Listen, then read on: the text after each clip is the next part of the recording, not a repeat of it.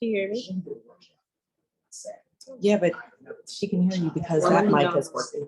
Hold on, Dr. Tati. We're going to use you again. One more time. One more again.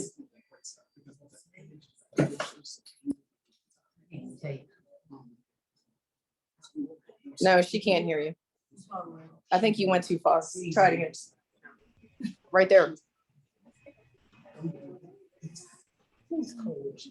Should I be hearing someone speaking? Yes. Yeah, I don't think it's connected. That's fine.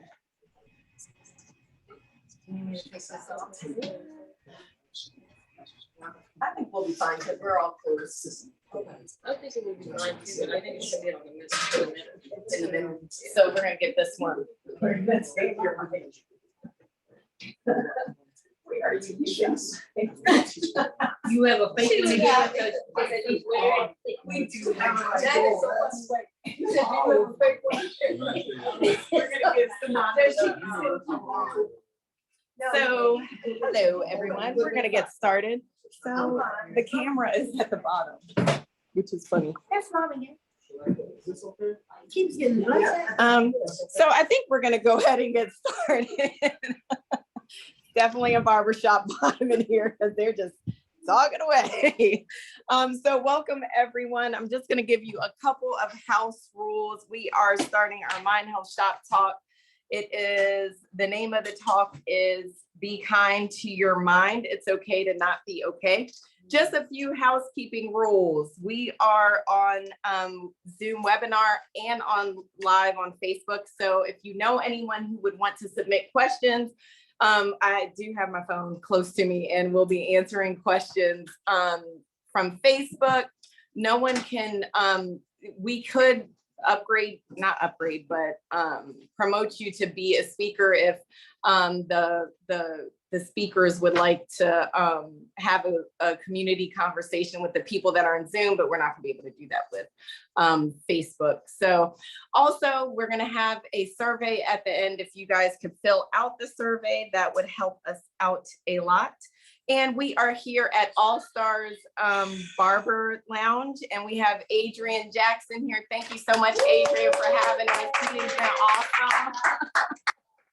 He rolled out the red carpet for us today. And it's not a beautiful setup. It's a very nice, handsome setup. It's a manly, handsome setup here. I love his floor. So we'll get started. I'm gonna hand over our baton to Dr. Tati. Do you want to go first from Kaiser? Wonderful. Okay. And hello Yeah, again, everyone. Again, I'm Dr. Tatiana Warren, and I serve as Kaiser Permanente's Program Evaluation Consultant. I heard that it's also National Gratitude Month here in November, and so it's such a wonderful time to show gratitude. So I first want to show gratitude for our longtime partner, Black Mental Health Alliance, Andrea and Roxana. You ladies rock exceptionally, and we could not do this without you. We could not have these conversations about Black mental health, Black minds, in barbershops and salons throughout Baltimore City.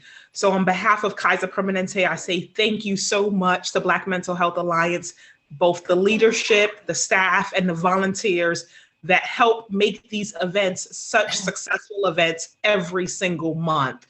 And I could not, of course, continue without giving gratitude again to Mr. Adrian Jackson, a Baltimore barber. Yes, kudos to Mr. Adrian Jackson. Kudos to all who are in person and tuning in virtually. You know, Adrian has opened up his doors and invited us in for this evening's conversation. Again, I hope that you would visit All Stars Barbers Lounge, located at 5202 Baltimore National Pike, Baltimore, Maryland, 21219. But I'll say, you know, a few months ago, Adrian joined the GHGH which is our Good Health Great Here initiative of trusted partners as part of his efforts during the GoVax COVID-19 vaccine program. And one thing that you said, Adrian, that was really transformative during that time where we were focused on vaccine equity is that you have to have an influence outside of the chair.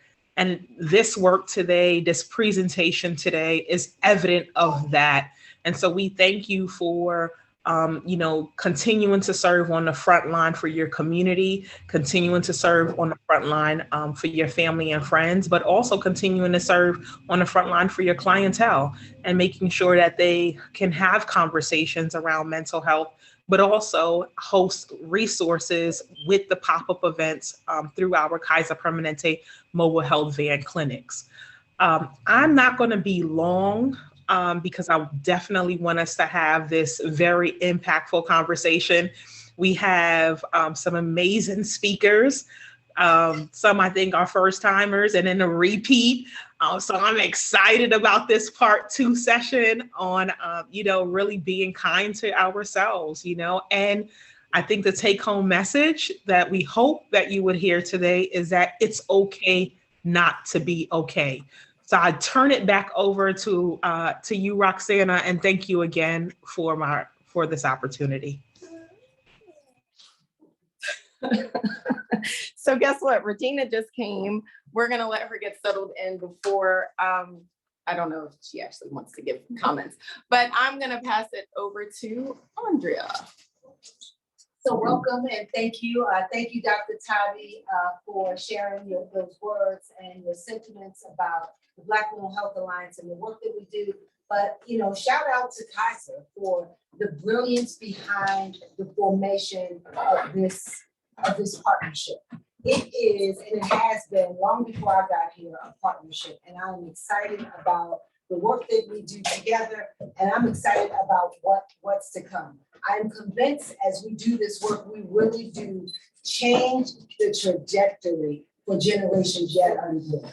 And so we are not afraid that we are Black and don't apologize for it. We are not afraid that Black lives matter.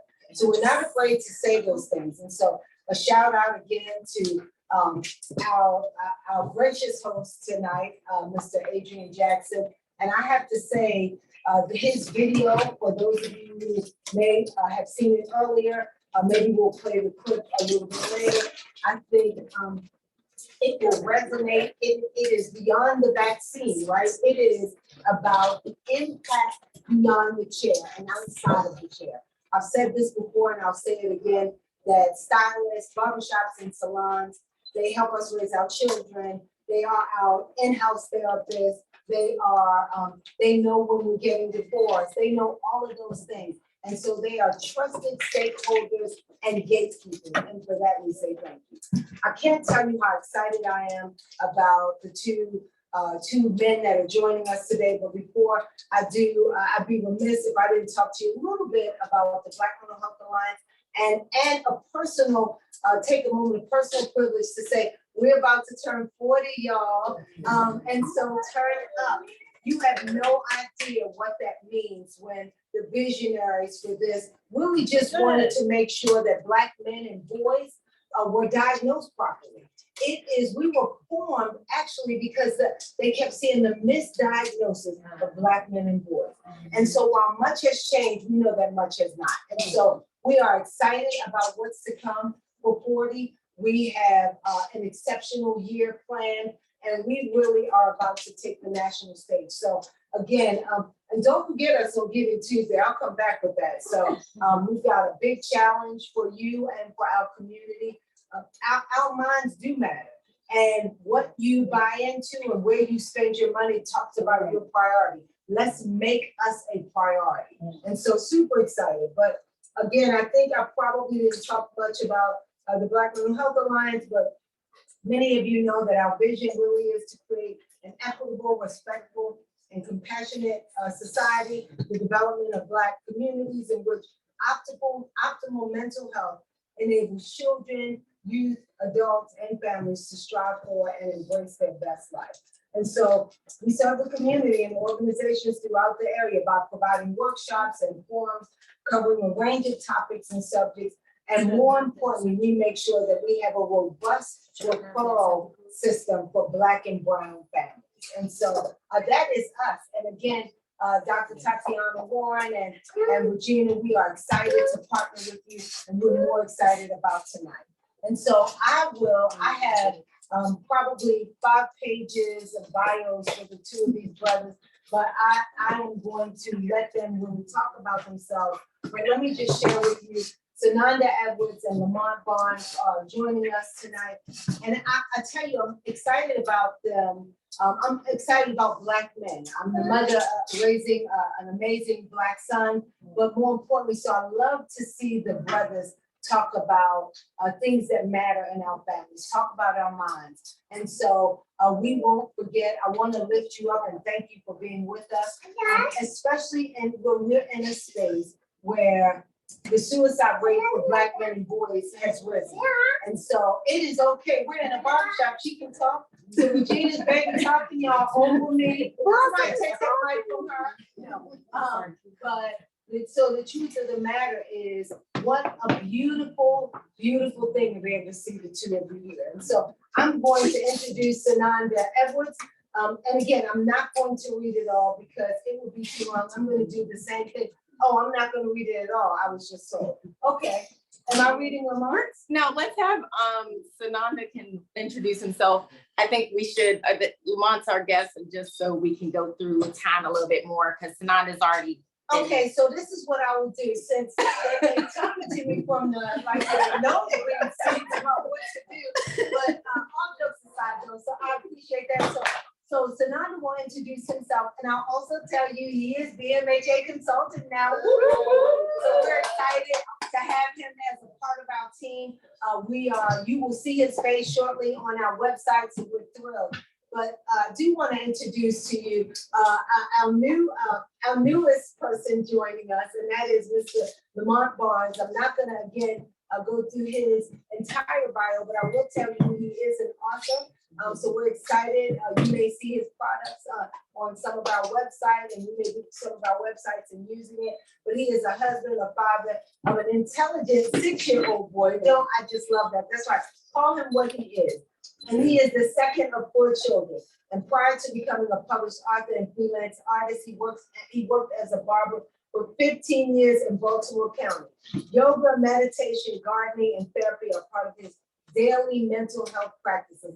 I cannot wait to talk to him about some of that. And I wish he would have bought his clippers, because I'm a week overdue. And I can't get Adrian to let me get in the seat. But I think this is so important, during the COVID-19 lockdown, and it was a lockdown, he really began to utilize art as a form of therapy. From the exploration of art therapy, the Oddballs family was born, and he'll tell you about that. Oddballs family is a lifestyle brand for misfits, both men and women. The brand aspires to be inclusive for those who feel as though there's no club for them, and as if they are on the outside looking into society's clubs. The Oddball family captivates the quirky personalities of the unnoticed through various art mediums such as apparel, toys, cartoons, books, and other visual arts. Oddball family mission is to curate a unique, safe space and be a voice for the voiceless. So let me just say this, y'all. He got apparel. He ain't send us anything. And so the next time He had a different shirt on. yeah, the next time I want to have He some. did. He had a different. Right? But that's right. We are going to need that. So again, please join me in welcoming Lamont Barnes with us today. You will not be disappointed. You don't want to miss this. And thank each of you, both of you, for being vulnerable, for being open, and really for just changing the needle in this space.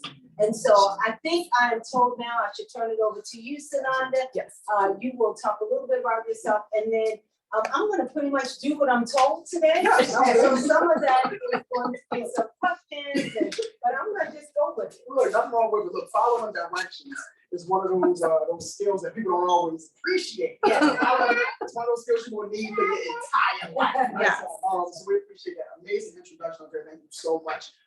We are again in an amazing space tonight. The energy is already incredible. And I love just being around our people, having an opportunity to kind of talk about what it's going to take to get us at our best, whatever our best is, right? Getting to that point. So again, my name is Tsanonda Edwards. I'm proud consultant with the Black Mental Health Alliance. Absolutely. Thank you. Also proud to be born and raised right here in Baltimore. I'll just tell you a little bit about myself. I am the author of a book called The Extraordinary Mr. Nobody, A Beginner's Guide to Self-Healing.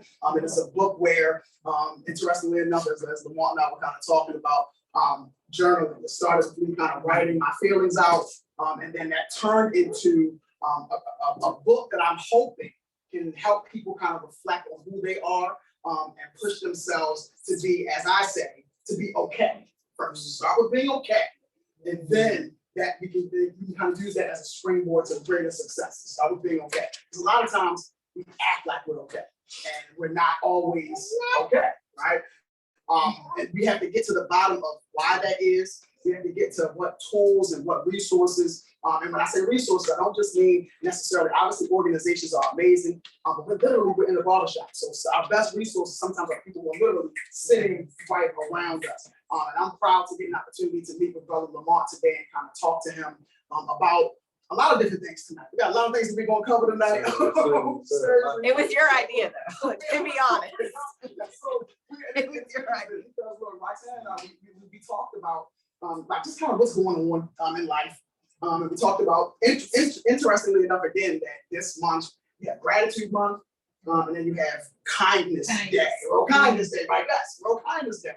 And it's interesting. So there's a couple things that's interesting to me about having a day about kindness. The first thing I think of is the world, someone in this world thought it was important enough to designate a day for kindness, even though generally we're supposed to treat people with kindness all the time, right? But someone thought, you know what, it would be powerful to designate a day as World Kindness Day.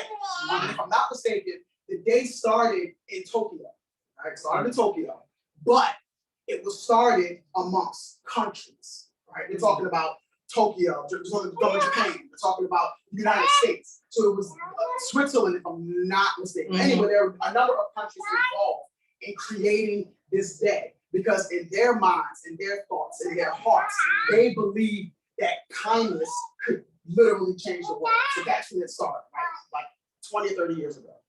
So I think we're going to dialogue about that. I think that one of the reasons, again, why I thought it was important for us to talk about kindness is because often it's something that Lamont and I talked about a couple minutes ago. When you think about kindness, you also think about treating others with kindness, being kind to others. That's the first thing that comes to mind. How can I treat people with kindness? But oftentimes we forget to treat ourselves with kindness. We need to be kind to ourselves. How can we be kind to ourselves? So I think that we need to kind of dig into that a little bit. I think that kindness to yourself can start with things like setting boundaries, right? Setting boundaries, knowing your likes and dislikes. And the reason why I think that's important is because I think we all need to get to a point where we know ourselves better.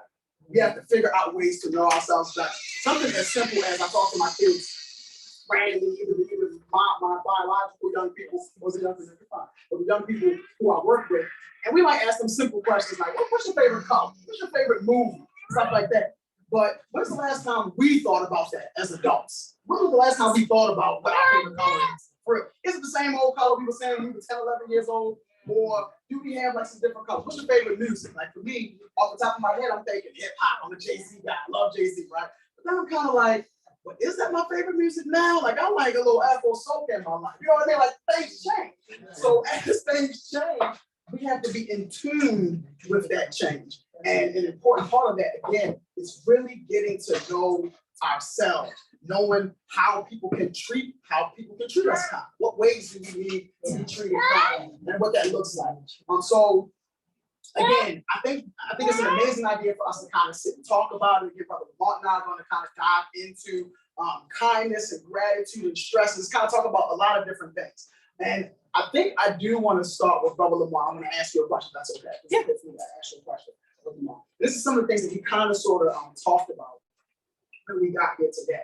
One of the things that you talked to me about is, first of all, you having this service that you're able to offer to people as a barber, and then making a shift, and you can correct me, actually correct me if I'm wrong, making the shift to figuring out ways, it's a little bit of a shift, but continuing to pour into people, but pouring into them in a different way. Can you kind of tell us some of the different ways you're planning on pouring into people, and then kind of tell us how that shift from offering your service as a barber to your service to people kind of happened? Give us a little bit about yourself.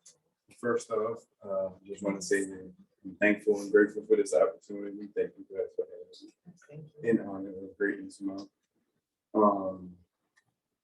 It got started, what you said, what do I plan to do? Teaching is one of the most important things, and it's what I was doing as a barber, but now I just see it evolve it. Not even me, God has seen it that it's going to evolve because everything else isn't really working for me. Oh, that's okay. She said it sounds good.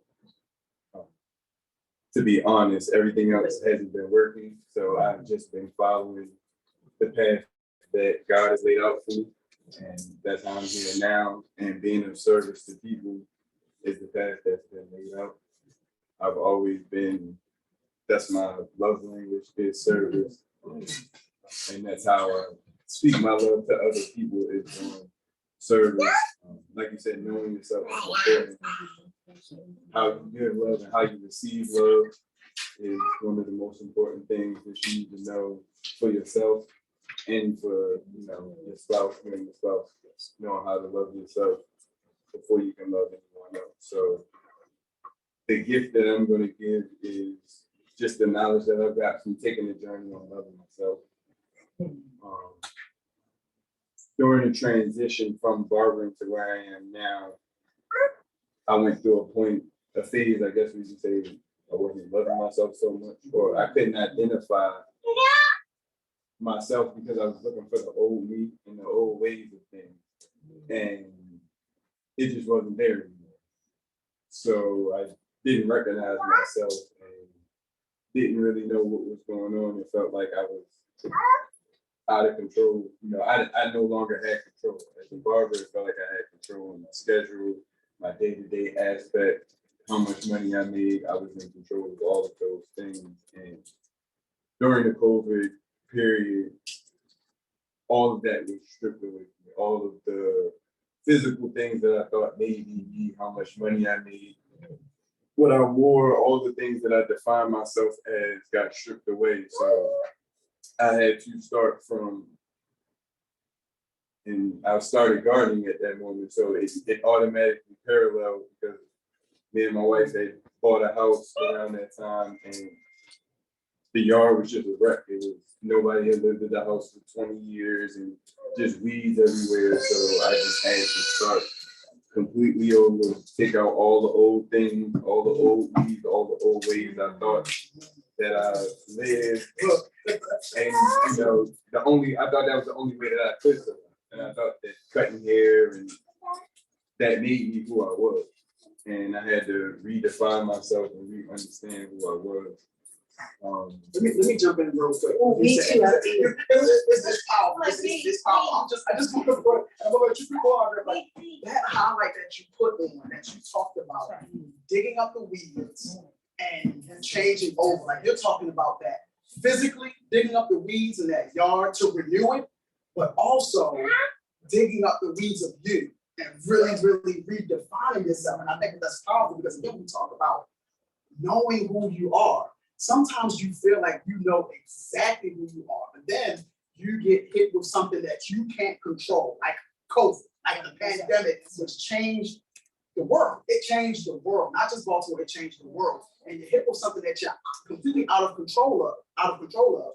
So you're forced to kind of redefine yourself, who you are, and how you deal with things. So the fact that you did that physically and then internally is powerful. I guess No, and I don't need to add, you don't need another cosigner, but I will say this, there's something so significant, and you said it, and so did you, about this entire notion around digging up, right? And around gardening, and how, especially as Black people, right? How we we forget how brilliant we are. We forget that we have everything that we need in this earth, right? And so I love your transparency around what I was originally tied to. And so I guess what I want to say is thank you for acknowledging the importance of hitting the reset button. And then the other part is who knows their love languages, right? It took me a minute to learn mine. And I'm still like, I don't think I'm that. But so what a wonderful thing, right? Because if there's something to be said about taking time to be still and figuring this thing out. And it is so okay, because then the real product, right? Our destiny, who we were created to be, and begins to take shape. Yeah, so It's forever changing. And you know, the one thing I would say is don't let who you were stop you from being who you're going to be in the future. Because we are forever changing. And we go through seasons just like plants. So every season is not the same. We're not always going to look the same. So don't look for the old you when you're on your path to the new you. I love that. I love this. Look, and I'm in awe. Like I said, it's refreshing when you hear perspective on life struggles, on life's obstacles, overcoming. We were talking about growth. We were talking about reflection, right? Being able to take a second to look at who you are and how you're doing things, and then again to be able to grow from that, So I think one of the things that we kind of definitely want to touch on and talk about is this idea of being okay. Because one thing that you just mentioned was being okay, leaving certain things in your rearview mirror and preparing yourself to grow and move on and get to whatever your best view is, right? So with that idea of okayness, it's okay to go here. What's your idea of being okay? What does being okay mean to you?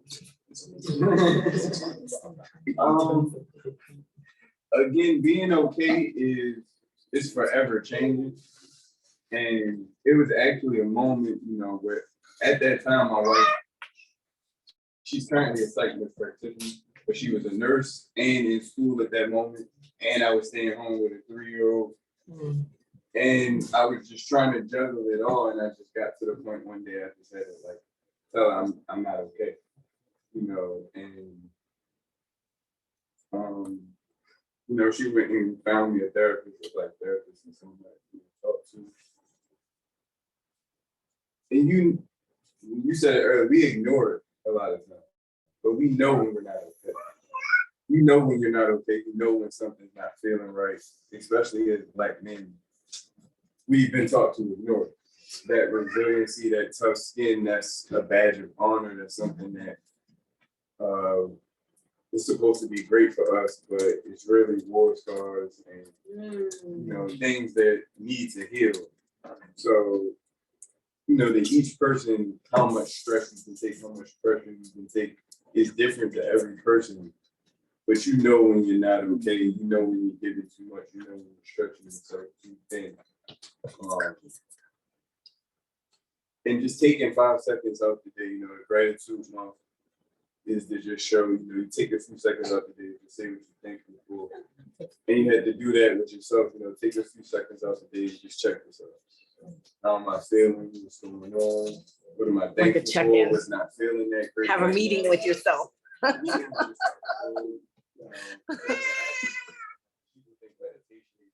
Yeah. But to me, it's just a little checkup, see how you're doing.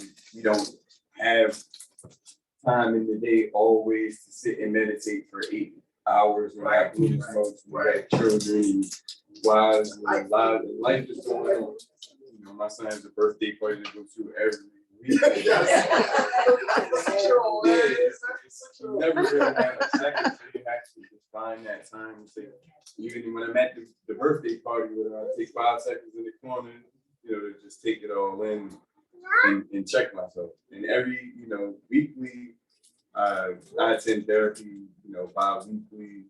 So I check, you know, it changes from week to week. Some weeks are good, some weeks are not so well, especially now it's the winter time coming. I'm real heavy outside, outdoors, sun person, and love the garden. So even as a child, I noticed my mood change in the wintertime. And now I'm just figuring out the tools to help me through that time, bringing some plants indoors and gardening indoors and having a greenhouse, still just staying connected to nature, even when you can't go outside, meditating, books, joining the book club, art, I love to draw, do different things like that, exercise, gotta stay, exercise and be mindful of what you eat. I'm heavy on what we put into our body, not only as food, just mentally, physically, all of those things. He trying to take, I said, I thought I was trying to bring it down, right? Okay, just so you know, like, y'all was not up. Okay, thank you, my kind sir. Oh my gosh. I mean, and again, it comes with it, these jewels, like I keep picking up. You talked about tools, right? So you said there are certain tools that you're gonna need to deal with your physical plants, and that might mean taking them from the outside to inside to do that. So you're gonna need specific tools, but also you're talking about the tools that we need for ourselves. Like you said, the meditating, like you said, taking the time, taking some time away to do what you have to do, the journaling, the art, just all these tools that you use. That's incredible. Go ahead. No, I was just gonna say, no, I was just gonna say, he said something about, I had to say to my wife, right? So this is what this is. This is that our silence won't protect us. And so the truth of the matter is, we get buried behind our silence. And so it kills us. I mean, it really does. But he said, we had to have a talk. I had to say, right? And so there's something to be said about breaking the silence. But I love that. And again, that breaking the silence, two things I'm getting from that. Men making sure, because I always see, or I've seen often, women having the courage to talk about, even if it's with one another, the courage to talk about what's really going on. And now I'm starting to see more men pushing to do the exact same thing, talking about what's needed, talking with one another, using that barbershop time or whatever time is necessary to talk about what's going on. And one thing, again, just like, just like you said, when you talk about being able to lean on your wife and let her know, breaking the silence, say, I'm not okay. Can you talk a little bit about just the importance of having a support system? What it means to have someone who you can grow with and feel comfortable dialogue with, just the importance of a support system with regard to your mental health. Love you. Love my wife. Thank you. The importance is, it's hard to find words for because of how important it is. I don't want to minimize what she does, but I'm going to leave some things out. But yeah, just even feeling comfortable to be able, to go to her and say that. And again, most men, would be looked at as a weakness.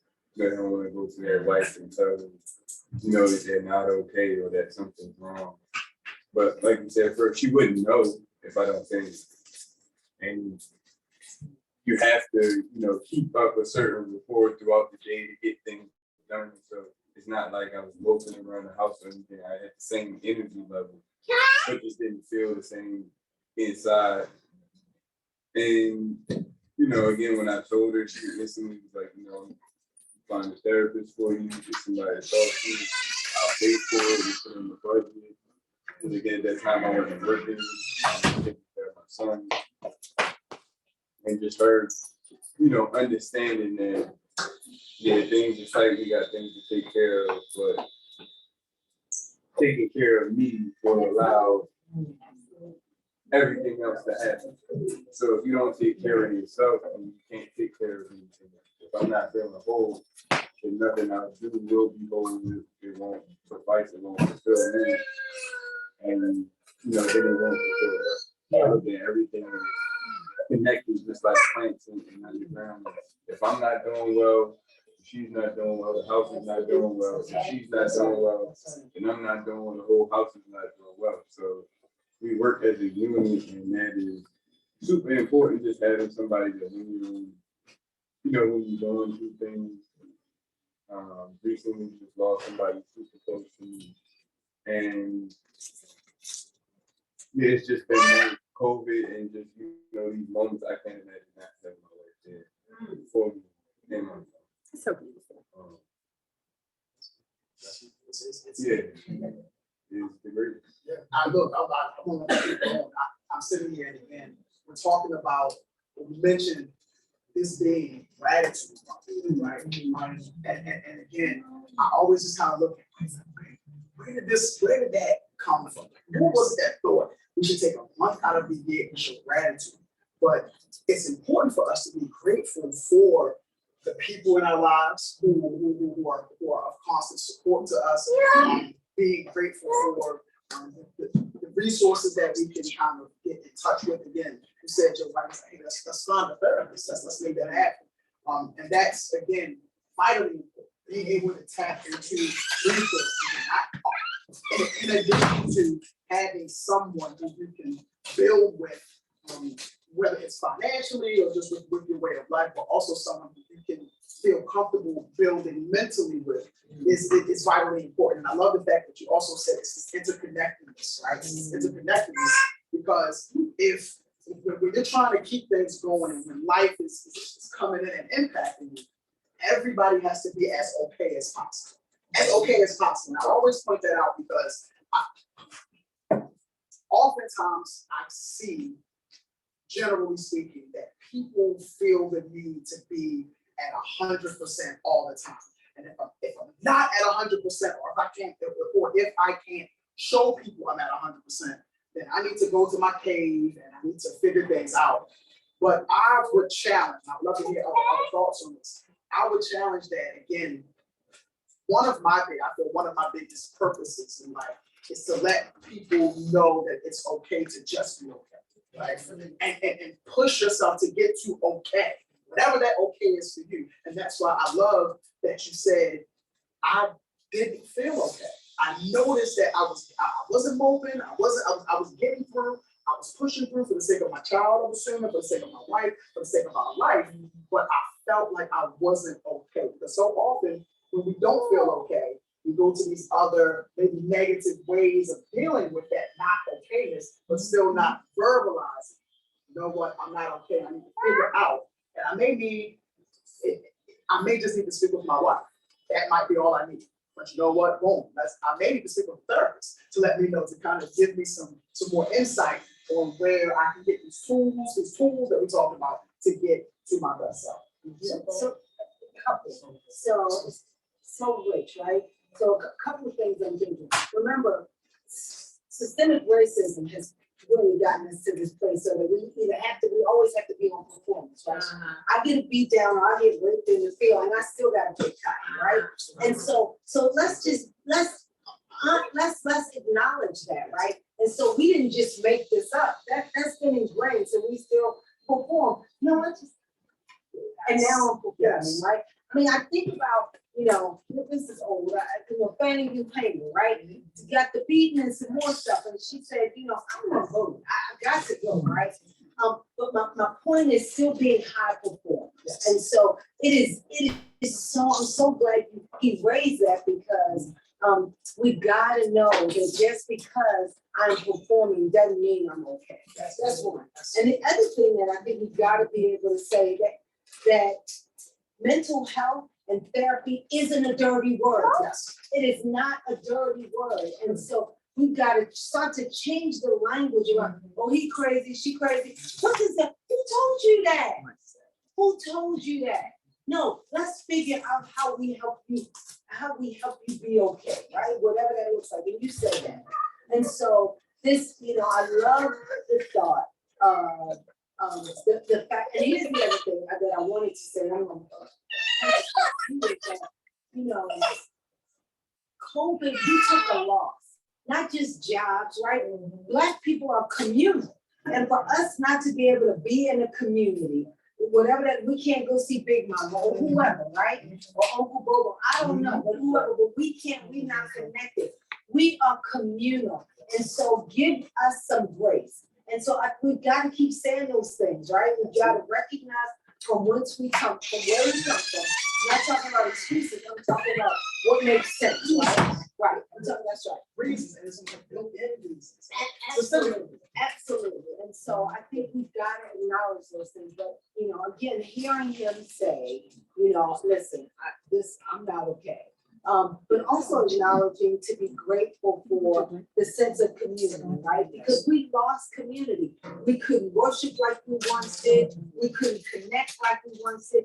There were a whole lot of things we couldn't do like we once did. And so I think, I just wanted to raise that because I think that that's important, especially every time you read something new, it talks about women and men high functioning depression, right? Yes. We keep Yes. going. And but the reason we go, so. And to your point, it's actually something that Brother Lamar said, resilience, this idea of resilience and wearing it as a badge of honor. And I remember at our last bar, we kind of talked about that, this idea of resilience. And it is important, it is a part of us, we need it, it is necessary. At the same time, when you have to rely on it so much because we're being faced with so much. And then when you talk about the pandemic, going through the pandemic, one of the ways, and again, I'd love to hear your thoughts, everyone's thoughts on this. One of the ways we're able to continue to build and fortify ourselves and fortify this resilience that we had is through communities. Is being able to get with folks who understand where we're coming from, who understand, who understand our history, not only understand our history, but understand the wins, whys, who's, and what's, and what we do, those things. But when that was taken away from us, we had to figure out other ways to strengthen ourselves and get ourselves back to that being okay. So again, I love the idea of resilience and having it, but I also love the idea of being able to, again, give yourselves the proper tools, tap into the proper resources, tap into the proper people, lean on those. Because again, that's something that, again, as Black men, I really need us to continue doing that.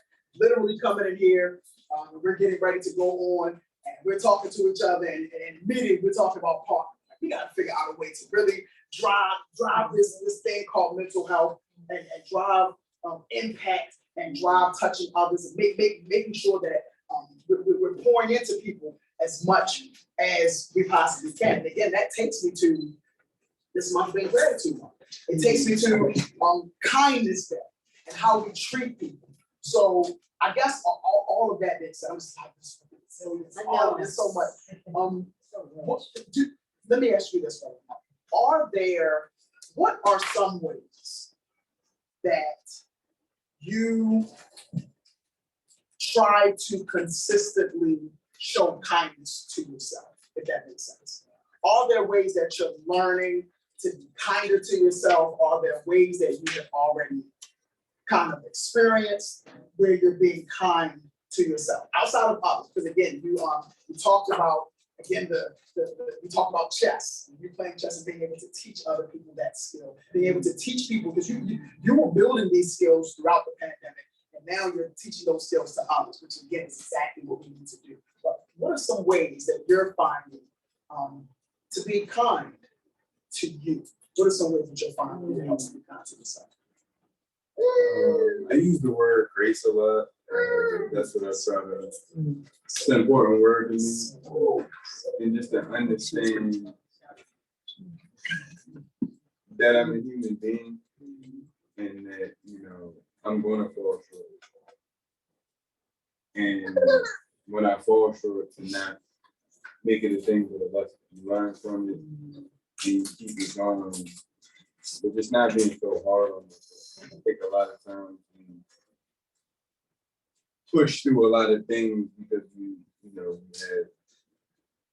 we shoot for these goals. Or one of the hardest things, especially for us, the definition of a Black man and a Black woman. No other race has a definition of what they're supposed to be besides themselves. but what a Black man and a Black woman is supposed to be is not even defined by us, but it's these standards that are so hard to get to. And, you know, when we fall short, we feel like we failed. You know, again, when I stopped cutting hair and, you know, not being the breadwinner and being able to take care of my wife and my family, thinking about how my son's looking at me, and seeing his mother go to work, vice versa me. All of these things were, you know, weighing heavily on my mental. And during that time, I learned the importance of the book, because I've been cutting hair since I was 16 years old. And when I was feeling down, I was like, what have I been doing for the last 15 years that I'm just now getting to this point, but I've never felt this overwhelming feeling. But remembering and going back and thinking like the community of hearing other people's stories and just seeing and understanding you're not the only one. And my 5-year-old just smeared chocolate all over the walls. And, you know, that gives us a sense of relief and grace on ourselves. But I ain't raising my kid wrong. I ain't doing nothing. I'm not a horrible human being. It's just things that we all go through. But when we keep these things inside, which is important also, you know, to tell your story and for us to speak so that we can understand. Yeah, I'm not the only person who's 5-year-old just did this and jumping off the wall and going wild. And, you know, me and my wife, we still have disagreements. We still go through things. We still are understanding each other. We still make mistakes and clumsy. I drop glass all the time and break it and cuts and all of that. And, you know, just saying the things, the struggles that we have, and especially with social media and all of these things that is going on, just a highlight reel now. People don't show the bloopers and the cuts and the whole movies. They had the bloopers at the end so you can see all the takes that they did and all the time they messed up. But we don't get to see that now, so we think that the version of the person that we're seeing is that version and not what they grew into be. You know, and I was thinking of myself and where I thought I was supposed to be at that time, and realizing that starting something new, taking a new path, a new journey. You know, again, I'm starting a new plant, so it's just a seed. So I have to wait for it to grow, I have to wait for it to bear the fruit, I have to be patient and just in that time, tend to the soil, tend to the plant, make sure it's under the right conditions, again, make sure you're in a good place and under the right conditions so that you can grow. That's so good. That idea. I'm thinking of that. So, I mean, so many joys. Grace is important. I read, there was an article I read, I can't remember, it's in a big magazine. It's one of the things that a lot of folks read books all the time, and I love it. Like, I'm an Englishman, I graduated from Morgan, and I've read a lot of books, and it's a lot. Books are a lot. So I need magazines. I'm in a magazine system. It's a big commitment. What you getting from the cheap seats over here about the book? Not cheap seats. We're just saying we like a good audiobook. That's all I'm saying. I like a good audiobook. Love a good audiobook.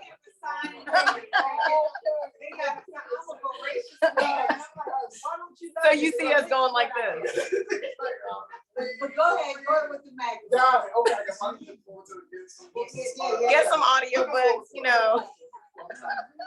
So funny. But yeah, so in this magazine, I've read one of the journalists talked about, she told her story about making a smoothie, I think it was. She was proud of her smoothie, and she took a picture of her smoothie, and she was ready to put it on social media and everything. But before she got a chance to put it on social media, she started kind of scrolling through social media. She started seeing other people's smoothies. One smoothie had more fruit than what she had the fruit around the cup or whatever it was. Then she saw somebody else with their smoothie, and they had that smoothie on this on a boat out in Turks and Caicos. You know what I'm saying? Like, really doing it up smoothie, right? So immediately she felt like her smoothie wasn't good enough. And so my smoothie, like you were literally 2 minutes ago, you were proud of your smoothie, and now you're like, no, let me go ahead and delete this picture because it's not living up to whatever standard you just set in your mind. So my point is giving yourself grace, being okay with who you are, being okay with your seed stage, that seed stage when you're just planting and you're making sure and you're getting ready, you're preparing yourself for things to grow. You're preparing yourself for things to evolve, giving yourself the grace, giving yourself the patience to do what you have to do. Obviously, you want to be able to hold yourself accountable for things. You want the people around you to hold you accountable for things, but you're doing it in a way that offers grace as a pathway to growth. And I love that. You know what I mean? Like really being able to be okay with who you are. Be okay with your smoothie. You might not have a Turks and Caicos smoothie. Maybe you'll have that here too. Who knows? But be okay with your seed stage. Be okay with that. No, I know. Yeah, and I think that right there is it's a beautiful thought. That grace, just being okay. And it's something I think back to my childhood. We talked about, another thing we talked about was stories. Like everybody has stories. This is something that Brother Lamar and I talked about a little earlier. We talked about being an expert in who you are, right? Because a lot of times we'll sit in rooms and we don't feel like we're enough to be in those rooms. But the reality of the matter, this is something I learned from my therapist. We talked about something I learned from my therapist was because I deal with a little bit of imposter syndrome. Folks ask me to do things and I'm like, hey, what do you mean? And she said, one thing you have to be secure in is that you are, if nothing else, you're an expert in you. Be an expert in you, and no one else can do it. So that's why, again, I love that idea of being in growth stages, right? Like, because again, you may not have come out, you garden. So you may not have come out the first time you started gardening, like you didn't come out just knowing every single thing you had to do. It took some time. It took some learning. It took some books. No, audio books. YouTube University. But it may have taken some research, it may have taken some trial and error to get there. But when you're able to kind of go through these processes because you give yourself grace, you give yourself the opportunity to do what you have to do. I love that idea. I love that idea. Yeah, no. I'm just, let's flow. But let me just ask, I know that we're on Facebook and some other, are there any questions? No, I don't have any questions Okay, on Facebook. all right, that's fine. How do you teach people how to give themselves grace? Ooh, there was a question. That's from the audience. Yes. You want to say it again, audience member?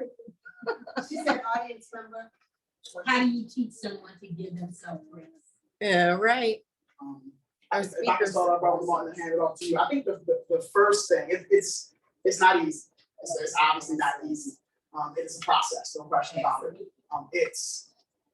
It's patience, it's learning patience, and I think that sometimes it starts kind of with empathy.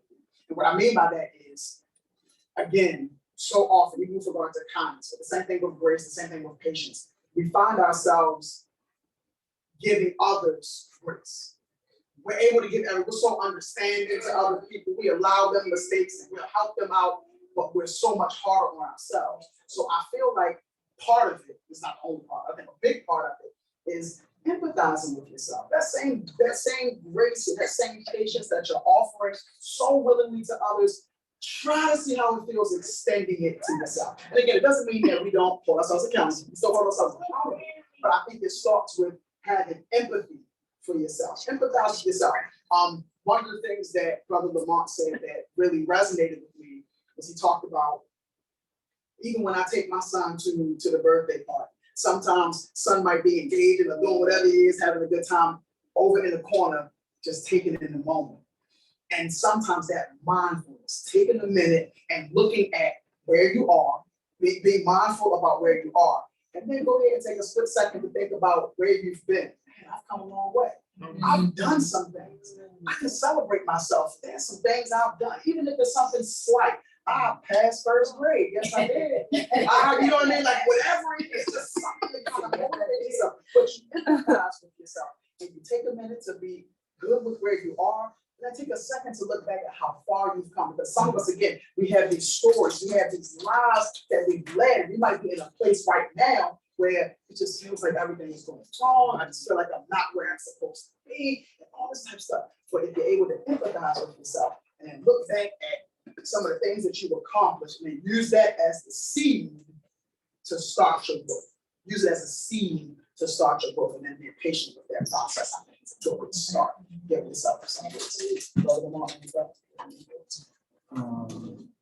To give yourself, for me, it was, people were spiritual people, it was more of a journey like that. I was a really egotistical young man. I thought that I controlled everything. I thought that everything that happened was because of me. And but you don't want to. You're not ready to swallow that same when negative things happen.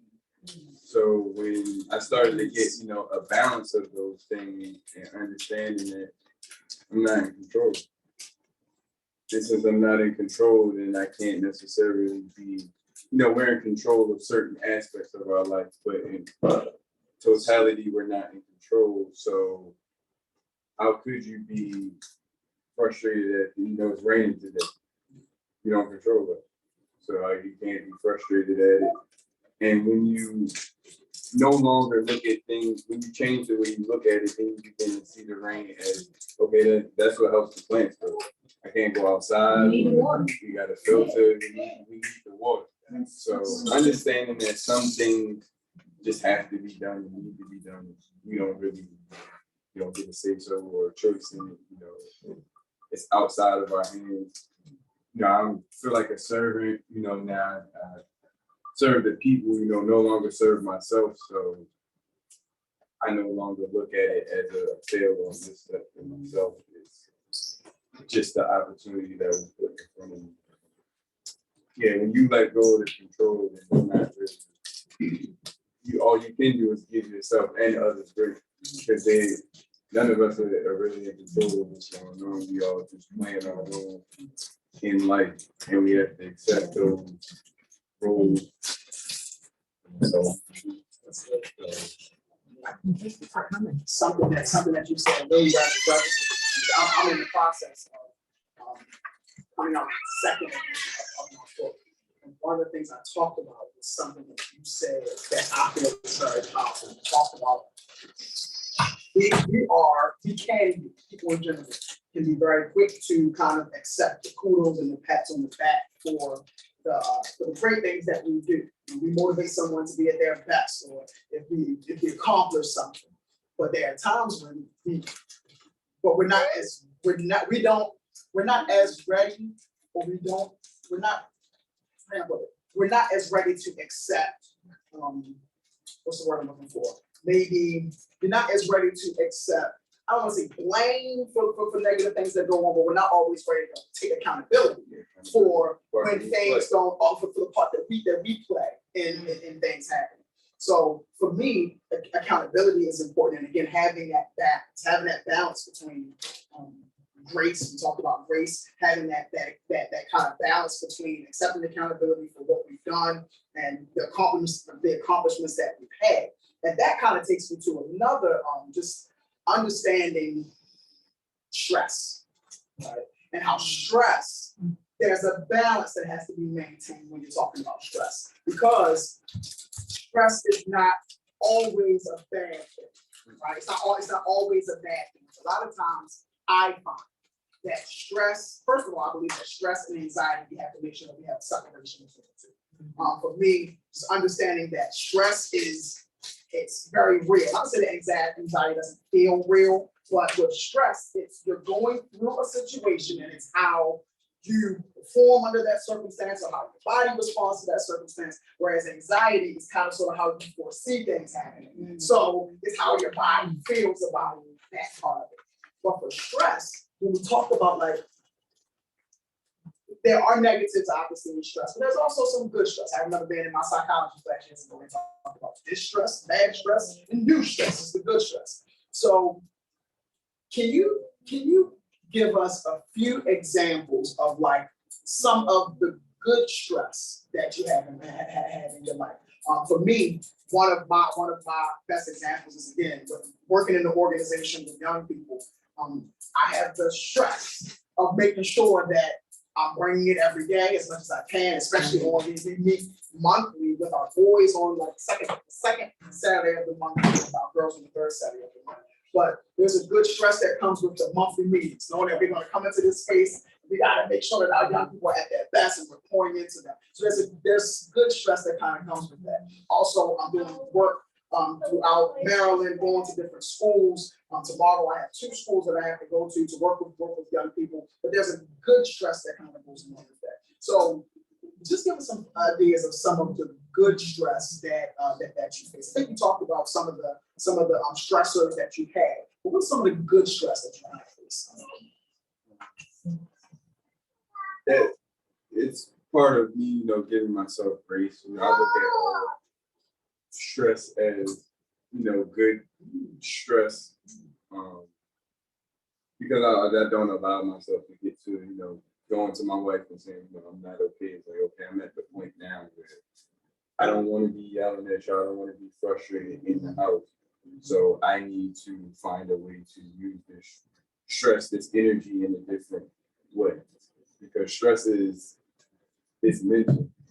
And what I found out from plants is you yield more by stressing the plant up, but good stress.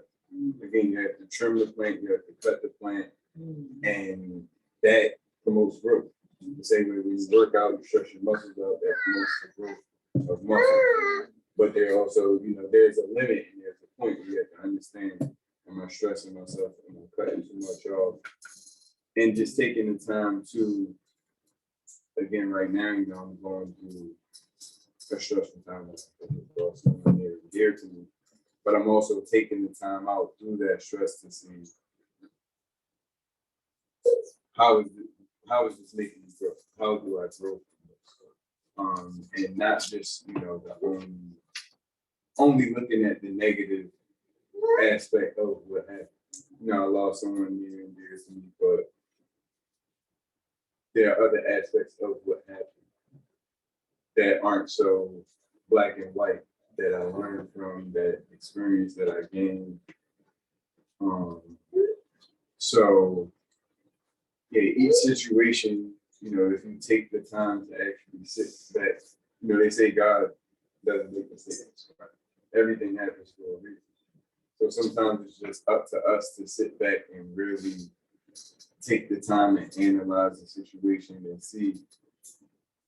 From every situation you grow from the situation. You have the ability to grow. And it's just up to you whether or not you're not going to let this time and feeling break you, but I'm using them as energy and inspiration to help others and see the change in the world, the way that it's supposed to be. And you hear it, but it's more difficult when you go through it. God will make mistakes, and it's like, oh, this kind of feel like a mistake, but you still end up, things are still, the ball's still rolling, things are still going, people still need help, and I can use this situation to help other people out, or I could just internalize it and do it only personally. So taking the time to look at everything that stresses you out, because in losing my friend, you realize that the things that were stressing you out, or the things that maybe you didn't like, there were so many things that you loved about the person, so many things that didn't stress you out. So just taking the time to actually, see that while it's here, while it's in front of you, while it's in your face, even though it's tragedy. Again, but through speaking, we all go through tragedy. Everybody loses somebody every single day that they're connected to, in your family, friend, whatever it may be. And just knowing that, I'm not the only person who's going through this. I'm not the only person who loves talking to his mom, his dad, his kids, my other friends. Just that sense of community and understanding that we're not alone, and that we're going to struggle, and it's okay. It's okay not to be okay. It's okay. It's okay to be stressed out. It's okay to be scared, to be sad, to be down. It's what we do with the energy while we're in that moment. Not allowing it to drag us down, but allowing it to inspire us to do great things. And Yeah, that's good. It's interesting what you're saying. When you talk about, family, you talk about friends, you talk about community, and with that, honestly, it takes me to understand, and it's something that you actually mentioned earlier, us coming into this time of year where politics are coming up, right? It's the time fell back, right? Fell back, right? So it's getting darker earlier, which impacts me, right? Because the sun is getting colder, the sun is not out. So again, we're in this holiday season now, Thanksgiving coming up for many. And we talk about, again, community and family and friends. But the reality is not everyone looks forward to this time of year. It can be difficult for some people. Like some people, they love it. Thanksgiving personally is one of my favorite holidays because of the being able to spend time with family and getting a couple days off to do that. I'm not always happy because it's also Black Friday, so the sales pop up, so family eat real quick, and then Black Friday is bled into Black Thursday now. So it's like eating food and going out to shop immediately is interesting to me, very interesting to me. So yeah, it's interesting. So again, it can be a good time of year for some. It can also be a tough time of year for others because of loss. Some there's loss that people are dealing with like the holidays. You might some folks remember whether it's going to Big Mama house, having a big dinners for Thanksgiving and family coming through, and sometimes Big Mama has passed. And then there are again aunts, uncles, cousins who have passed on as well. So I definitely want us to just kind of take some time to obviously kind of lift that up in terms of appreciating the times that we had, not necessarily to the point that you were making, not necessarily because it's Thanksgiving or because it's a holiday, but because it's a time of year when people get together. So I just think we need to make sure that we are in appreciation of it, that we are grateful for the times that we get to spend with family, with new friends, and then things of that nature, and how powerful that is. Because again, being in moments and relishing those moments, again, like you said, when you were in the corner while your son was at the birthday party, taking almost like mental pictures of these moments. Studies are showing that when you take a second to really breathe in what's going on around you, it allows you to connect to the good memories and be able to pull good memories quicker when you show instant mindfulness and appreciation for what it is that you're going through. So I think that's what I got from what you were saying. Again, when you talk about community, you talk about family and friends, and you talk about understanding that a lot of people have gone through loss and they've dealt with it. So I feel like one of the things that we need to be able to, one of the tools that we need to kind of put to our toolbox is, again, we talk about mindfulness often, but really taking like a snapshot, really trying to capture that feeling of when you have those moments when you remember a great memory with that friend or that family member. Really taking a minute to soak that in so that you're able to draw on the feelings from that as time goes on. No. I'm in full agreement. I don't know. I know that one time we talked about, so everybody weighing in about what gratitude meant to you. I'm looking at you, Roxanne, but I'm not looking at you. And we don't have to do that, but what I will say is that I love what you said about, sort of taking the time and reflecting. I remember 2 years ago now when my father died, one of the things that that a clinician shared was the best way you can honor him is by the way you live, right? And best way you can honor him is by the way you live. And I loved that, right? I loved because not that it always gave me this bar, but it reminded me you know, that who I am and, you know, how I'm connected. But it also helps about perspective, right? It just perspective. I watched the show last night and these young kids from Kenya couldn't eat and they were bringing UNICEF. I almost wept and I thought I never imagined when I had my son that I wouldn't be able to feed him. And I said to my husband and to my son, I was like, oh my God, look how much we waste. And yet, right? And yet. And so it's about perspective. I'm like, that here's what's important. Here's what's important. But I just, you saw that, it was heart-wrenching. Yeah. And again, this isn't to bring people to this space, it's just about perspective. And honestly, what you're saying, and to me, it's also what I'm getting from it is it's so powerful. You talk about gratitude. You talk about obviously having respect and honor for those that we have lost, but also appreciating your husband, appreciating your children, appreciating your family, appreciating your friends, having that gratitude for those and living your life and making it abundant in so many different. That's right, making it abundant in so many different ways. I talk about often how my lot in life won't be to, well, I mean, I wouldn't mind being a billionaire.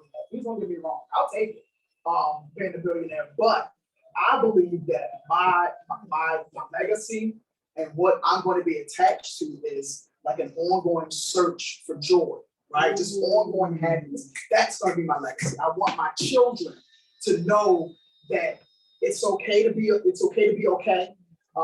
And it's not always tied to financial means. Obviously, you want to be, it's not always tied to stuff.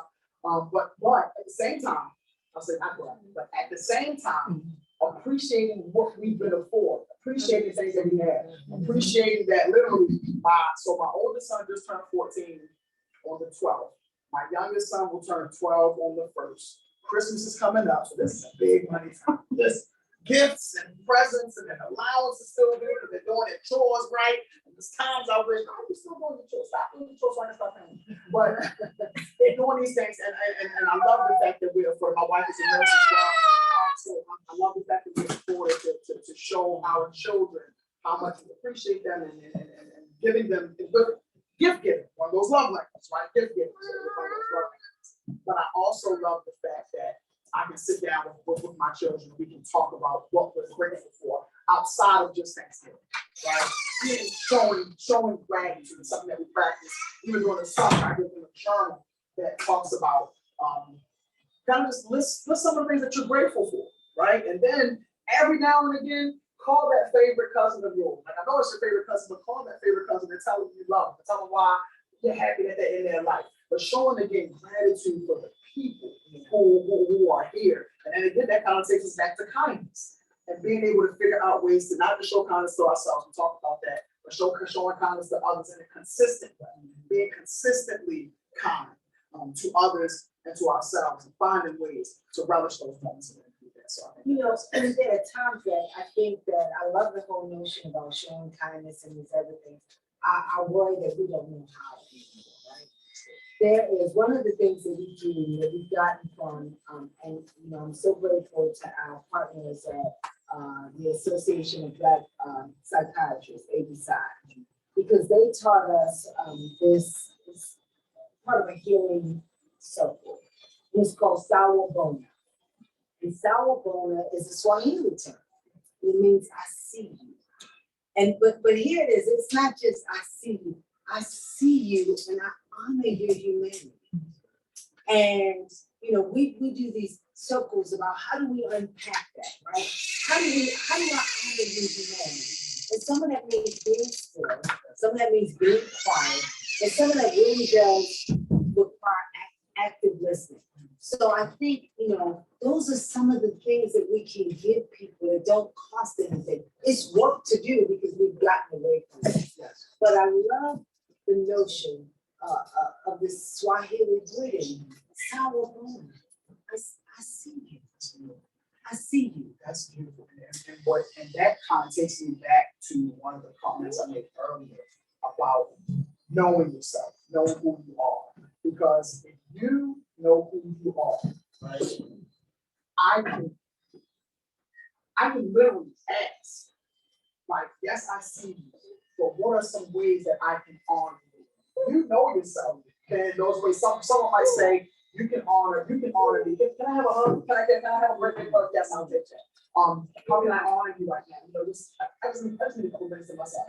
Absolutely, I'll honor that. So when I see you, and you know you, and you know what you need in these moments, and I can see you, I can honor you, I can honor that in you by just kind of allowing you to be and being okay with that. Being okay with being okay, or like you were able to tell your wife, being okay with not being okay. That's right. Not being okay. I think that's powerful. That's powerful. And we talked about it earlier, but there's nowadays people always looking for the fastness. But through gardening, you made me realize there is no cookie cutter process. So what my wife requires is different from what my son requires, from what I require, from what my mother requires. Each plant is different. Basil requires something different than parsley and garlic, and they require different soils, different environments for them to grow. So just understanding that there is no cookie cutter. You're gonna have to put in the work. You're gonna have to get when you just met each other. But we're gonna have to learn to know each other. What you do like, what you don't like. Some people love hugs. Some people don't. If I'm not a hug person, you're offending me. If I am a hug person, you show me the highest level of gratitude. So just taking the time to understand yourself so that you can properly articulate it to others and know in order to make yourself grow. It's not anybody else's job to, in my book, I call it check the soil. You gotta check your soil. You gotta figure out what you're missing. And you know, understanding how to put those nutrients back into yourself, back into your soil. And sometimes it is going to come from your wife or a therapist. And sometimes it's just going to come from you. And practicing that you're going to have to do on your own, working to get to know yourself more. And it's a constant thing. Learning yourself. Who I am today will not be who I am 10 years from now. Thankfully, who I am today is not what I was 10 years ago, and so on and so forth. So just understanding that you're always going to have to put the work in. There's never going to be a time where you're just on autopilot and there's no work to be done. There's always going to be self-work that needs to be done. We can always improve. Unfortunately, none of us are perfect. Unfortunately, none of us are perfect. So, you know, it's not up to us to be perfect. It's just up to us to put in that work. Take the time. I love that. Fortunately, we're not perfect. Because, and again, what that does literally is it allows us the space to grow. It allows us the space to get to know one another. It allows us the space to show gratitude. It allows us the space to show kindness. And to your point, it's an ongoing thing. It's every day there's something to be learned. One of the things that I love about life and learning is being able to learn from such a vast, just the vastness of people, right? Including young people. Taking time to listen to them. I was at this conference last week. The name escapes me. It was with R&D and Associates. Good brother Rashad Staten, my guy was there. In any event, a lot of it was an amazing conference. And shout out to Rashad, shout out to Bucker. But it was incredible. That was amazing. Watching this conference be youth-led, just the entertainment was young people, the panel was young people, and they were really just engaging with one another, engaging with the adults, where there was few adults there, but it was really young people. Being mindful, being in that moment. I think it was last Wednesday, so they were off to school. So they had the opportunity to dialogue. And I remember one of the things they were talking about was being able to learn from their peers, right? And that's powerful to me because you have young people who, it's interesting. As a former teacher, I remember, I feel like I would tell someone, tell one of my young people, look, 1 + 2 is 3. 1 + 2 is 3. And they're looking at me like, I don't know what you're talking about. And then their peer is saying, hold on, Mr. Elvis, I got this. 1 + 2 is 3. They're like, oh, okay. For some reason,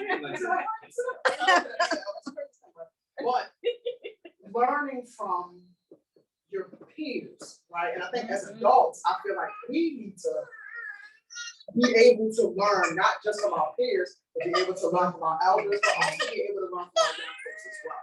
Because while we are pruning them and trying to guide them to be at their best, their perspective, talk about perspective, sometimes their perspective on things is so much richer than ours because we're kind of jaded sometimes. I've been through this, I already know what's going to happen at the end of this thing. I already know. Most times. Sometimes their perspective. Most times. Most times. So I think that that's important for us too, making sure that we are grateful for those who are around us. And that includes our young people, making sure that we are not only pouring into them, but allowing them to pour into us as well. And allowing us to kind of set our practices. So I think as we are about to close, a couple of things I'd like to just, in one sentence, ask the both of you, not just what's next, but how do you want to show up for your community? Just in one sentence.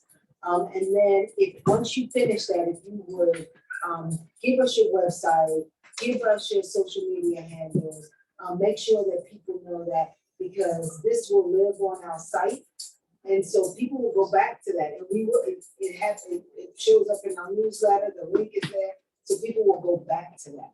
So if you could talk about one what's next for you, and then, and how you will show up and make impact in your community. And I'll start with you.